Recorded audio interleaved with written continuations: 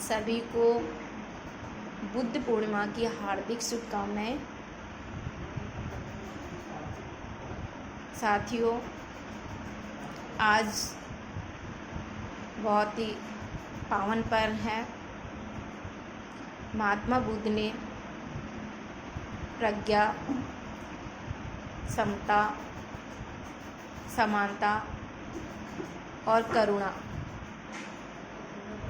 जैसे गुणों के माध्यम से पूरे विश्व में अपनी एक विशिष्ट पहचान बनाई और उसी से हमने ये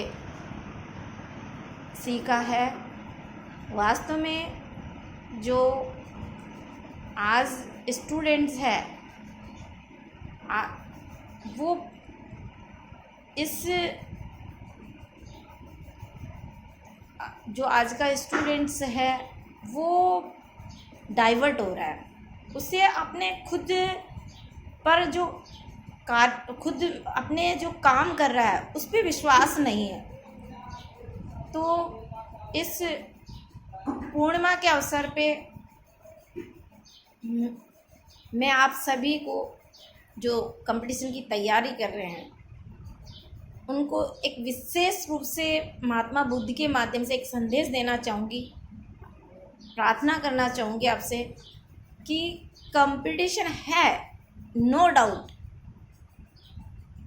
शिक्षित बेरोजगारी है, नो डाउट।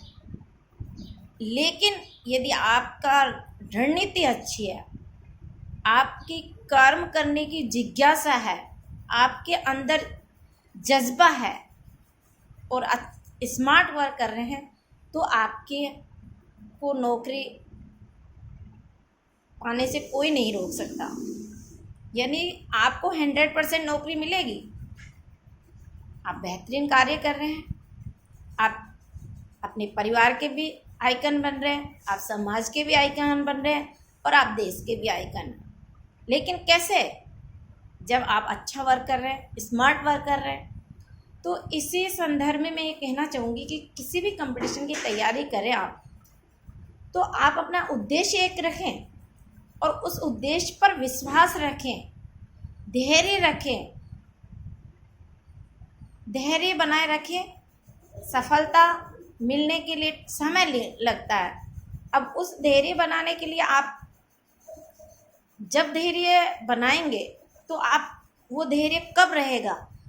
साथियों, जब हम कर्म करने लगते हैं, जैसे मान लीजिए आपने सपोज करो आप आरएस की तैयारी कर रहे हैं, ठीक है। अब जैसे जैसे आप पढ़ाई में गोता लगाएंगे, जैसे सॉन्ग सुनते हैं तो कितना इंटरेस्ट होता है कि आप सब कुछ भूल जाते हैं। तो आप एक बार मन लगा के पढ़ाई कीजिए और सिलेबस को फोकस कीजिए। आप सिलेबस के अनुसार आपने तैयारी की है तो आप 10 साल के पेपर निकाल के देखिए, आप खुद आंसर देंगे और आप खुद समझने लग जाएंगे कि पेपर बहुत ईजी आता है। तो ये हमारी जो रणनीति अच्छी होगी, हम जिस चीज़ के बारे में खोज करेंगे, रिसर्च करेंगे कि नहीं ये हमारा सिलेबस है और ये कहीं बड़ा नहीं है, इस सिलेबस के टॉपिक वाइज पे हमें रिसर्च करना है, टॉपिक वाइज से अच्छी टॉपिक से हमें इस टॉपिक को क्लियर करना है, इससे रिलेटेड हमें संदर्भ निकालनी है। और यदि कोई गाइडलाइन लेनी है आपको, मान लीजिए कोई टॉपिक से रिलेटेड है या पढ़ाई को से संबंधित कोई प्रॉब्लम है, तो हम से कंसल्ट कर सकते हैं। हमने नंबर भी दे रखे हैं, व्हाट्सएप पे भी, ईमेल पे भी, सब पे डाल रखे हैं। तो आरएस की तैयारी करें या यूपीएससी की तैयारी करें, सबसे पहले तो आप 6 से 12वीं तक की बुकों को अपना कलेक्शन नहीं कर सकते तो आप नेट से रिसर्च कर सकते हैं। 6 क्लास की ये नहीं पूरी किताबें आपको पढ़नी है, नहीं, 6 से लेकर 12वीं तक की जो किताबें हैं उसमें और आपके सिलेबस में जो टॉपिक मिल रहे हैं, पहले तो उस पर टिक लगा लीजिए। सिलेबस को सामने रखें और 6 से 12वीं तक के, या फिर नेट पे देख लीजिए, एक टॉपिक लिख लिया आपने। मान लीजिए आपको जलवायु पढ़नी है। अब जलवायु के संदर्भ में कि मैडम क्या पढ़ें, तो यही चीज़ है कि आपको पढ़ना क्या है कि जलवायु शब्द की उत्पत्ति, जलवायु के संदर्भ में बहुत अच्छी परिभाषा जो प्रसिद्ध हो गई, ठीक है। जलवायु के क्या एस्पेक्ट हैं, क्या डीमेरिट्स है, क्या मेरिट्स हैं, और वर्तमान में क्या परिसंगता है, ये आप उस बुक्स में, रिलेटेड बुक्स में आप नोट्स बनाइए, ठीक है। साइंस टेक्नोलॉजी, आज क्या आविष्कार हुआ, पेपर पढ़िए आप। एक इंग्लिश का नहीं पढ़ सकते तो एक कोशिश कीजिए कि आप हिंदी का पेपर पढ़िए, डेली टेंस पढ़िए, टेंस को अपना आधार बनाइए, जिससे आप हिंदी इंग्लिश के प्रति आपकी समझ विकसित हो। दूसरा ये है कि आप मान लीजिए अपने सिलेबस, कुछ टॉपिक ऐसे होते हैं जो बुक्स नहीं मिल पाती, तो आप नेट से रिसर्च कीजिए, नेट से रिसर्च करके आप अपने उसको लिखिए टॉपिक। और जितने भी मान लीजिए आपके RS सिलेबस में पॉलिटिकल के, साइंस के 20 टॉपिक है, ज्योग्राफी के 10 टॉपिक है, हिस्ट्री के 10 टॉपिक है, और रीजनिंग के 10 टॉपिक है, इनको अलग से रजिस्टर में तैयार कीजिए, टॉपिक वाइज टिक लगा दीजिए, आज ये टॉपिक पे हमने काम किया, और इसके नोट्स बना लीजिए, और आप खुद रजिस्टर तैयार कीजिए। कोचिंग भी आप लें तो कोई बुरी बात नहीं है, लेकिन इस तरह से स्टडी कीजिए।